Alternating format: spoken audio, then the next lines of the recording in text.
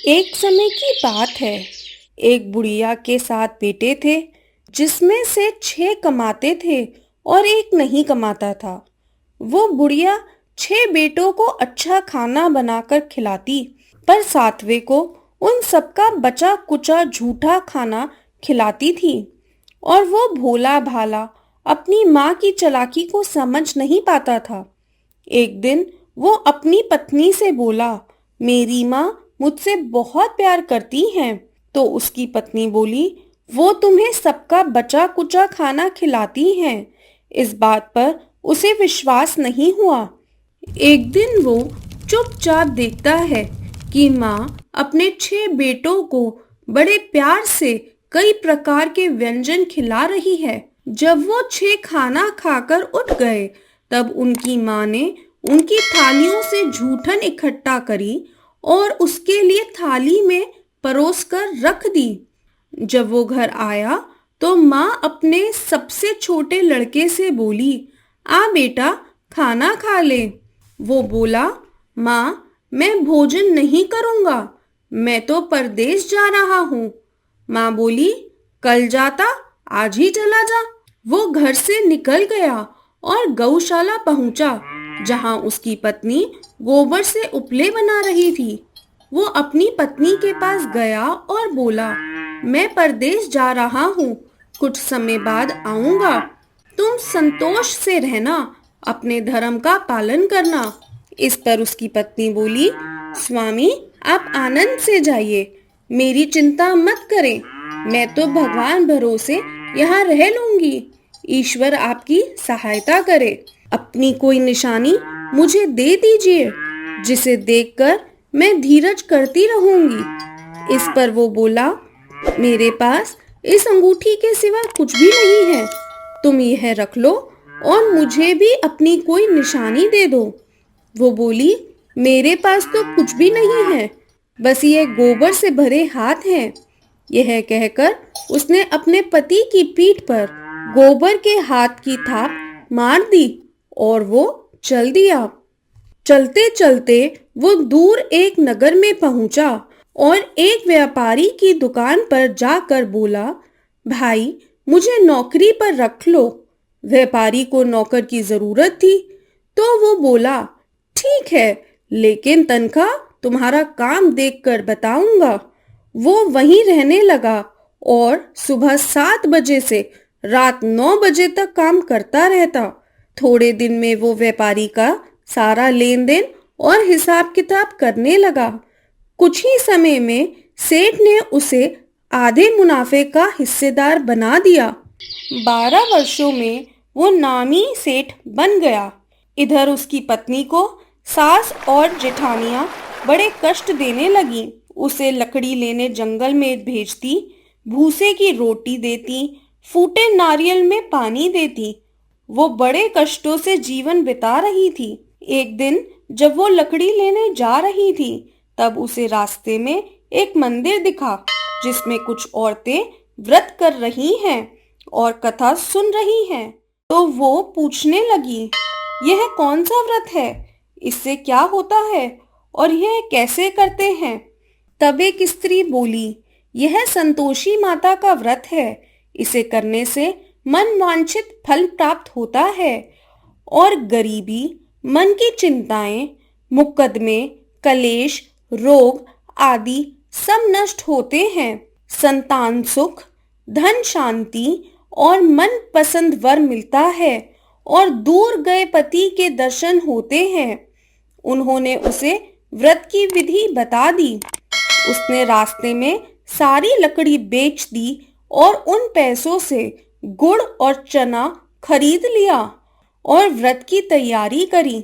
संतोषी माता के मंदिर में पहुंची और माता से दुखी होकर कहने लगी, माँ, मैं अज्ञानी हूँ और बहुत दुखी हूँ, मैं आपकी शरण में हूँ, मेरा दुख दूर करो। अब वो हर शुक्रवार ऐसा ही करती। एक दिन माता को उस पर दया आ गई। एक शुक्रवार उसके पति का पत्र आया और अगले शुक्रवार पति का भेजा हुआ धन उसे मिला। अब वो माता के मंदिर में गई और उनके पैरों में गिरकर रोने लगी और बोली, माँ, मैंने पैसे कम मांगे थे, मुझे तो अपना सुहाग चाहिए। मैं तो अपने स्वामी के दर्शन और सेवा करना चाहती हूँ। तब संतोषी माता ने प्रसन्न होकर कहा, जा बेटा, तेरा पति जल्द ही आएगा। वो प्रसन्न होकर घर गई और काम काज में लग गई। उधर संतोषी माता ने स्वप्न में उसके पति को पत्नी की याद दिलाई और घर जाने को कहा। वो बोला, माँ, मैं कैसे जाऊं? परदेश की बात है, लेन देन के कई हिसाब बाकी हैं। माँ बोली, सवेरे उठकर मेरे नाम लेकर घी का दीपक जलाना और फिर दुकान पर बैठना। सवेरे उठकर उसने वैसा ही किया।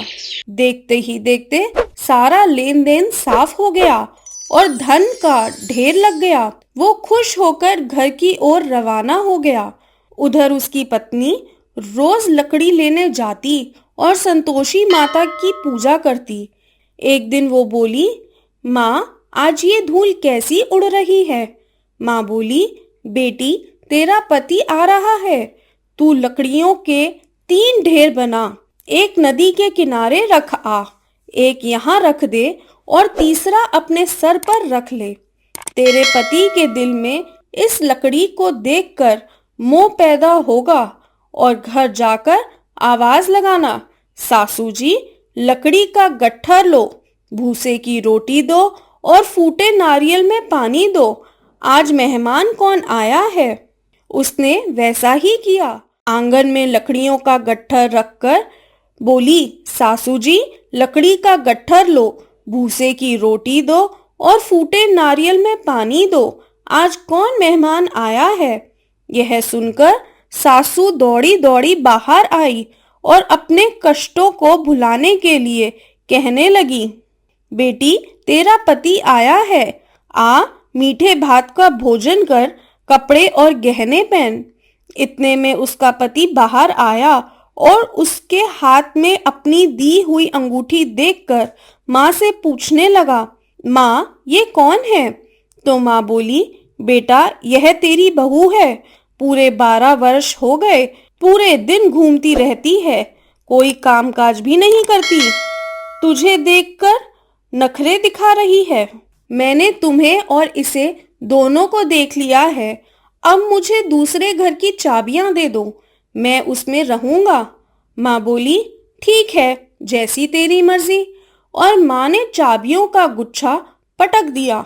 बेटे ने अपना सामान दूसरे घर में रख दिया। देखते ही देखते उनके राजा के सामान ठाट बाट हो गए।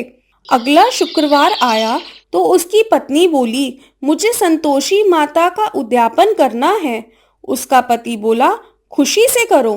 तो वो तैयारियों में लग गई। उसने जेठ के लड़कों को जीमने के लिए बुलाया। पीछे से जेठानियों ने अपने बेटों को सिखा दिया कि तुम जीमने के बाद खटाई मांगना, जिससे उसका उद्यापन पूरा ना हो सके। लड़कों ने जीमते ही खटाई मांगी तो वो बोली, नहीं नहीं, खटाई मैं नहीं दे सकती, यह संतोषी माता का प्रसाद है। लड़के बोले, तो फिर पैसे दे दो। भोली भाली समझ नहीं सकी और उन्हें पैसे दे दिए। वो उन पैसों से खटाई लेकर खाने लगे। इस पर संतोषी माता क्रोधित हो गई। राजा के दूत उसके पति को पकड़ कर ले गए। वो बेचारी रोती हुई माता के मंदिर में गई और बोली, माता, ये क्या किया? माता बोली, पुत्री, मुझे दुख है कि तुमने अभिमान करके मेरा व्रत तोड़ा है और इतनी जल्दी तुम सब भूल गई। वो बोली, माता, मैंने तो कुछ गलत नहीं किया, मैंने भूल से लड़कों को पैसे दे दिए थे, मुझे क्षमा करो, मैं दोबारा तुम्हारा उद्यापन करूंगी। माता बोली, जा, तेरा पति रास्ते में आता दिखेगा। वो चली गई। रास्ते में उसको उसका पति आता हुआ दिखाई दिया। उसके पूछने पर पति बोला, राजा ने मुझे मिलने के लिए बुलाया था। अगले शुक्रवार उसने फिर उद्यापन किया। जेठ के लड़कों को बुलवाया। जेठानियों ने फिर उन्हें सिखा दिया। लड़कों ने खाने से पहले ही खटाई मांगी तो उसने मना कर दिया। फिर उसने ब्राह्मण के लड़के को बुलाया और उन्हें भोजन करवाया और दक्षिणा भी दी। संतोषी माता उससे प्रसन्न हो गई और 9 महीने बाद उसके चंद्रमा के समान पुत्र हुआ। वो अपने पुत्र को लेकर रोजाना मंदिर जाने लगी। एक दिन संतोषी माता ने सोचा, यह रोज आती है, आज मैं इसके घर जाती हूँ और इसका ससुराल देखती हूँ। यह सोचकर संतोषी माता ने भयानक रूप धारण करा। गुड़ और चने से सना हुआ मुख, सूंड के समान होंठ, जिन पर मधुमक्खियां भिनभिना रही हैं। ऐसी सूरत में संतोषी माता उसके घर गई। देहली में पांव रखते ही उसकी सास बोली, देखो कोई डायन आ रही है, उसे भगाओ वरना किसी को खा जाएगी। सभी घरवाले भागकर खिड़कियां दरवाजे बंद करने लगे। जैसे ही उसने ऊपर की खिड़की से देखा तो चिल्लाने लगी, आज मेरी माता मेरे घर आई है। उसकी सास बोली, पगली कैसे देखकर उतावली हो रही है, बच्चे को भी पटक दिया। बहू बोली, मैंने जिन संतोषी माता का व्रत करती हूँ, यह वही माता है। ऐसा कहकर उसने सारी खिड़कियां और दरवाजे खोल दिए। सबने संतोषी माता के चरण पकड़ लिए और कहने लगे, हे माता, हम अज्ञानी हैं, मूर्ख हैं, पापी हैं। आपके व्रत की विधि हम नहीं जानते। आपका व्रत भंग करके हमने बहुत बड़ा अपराध किया है। जगत माता हमारा अपराध क्षमा करें।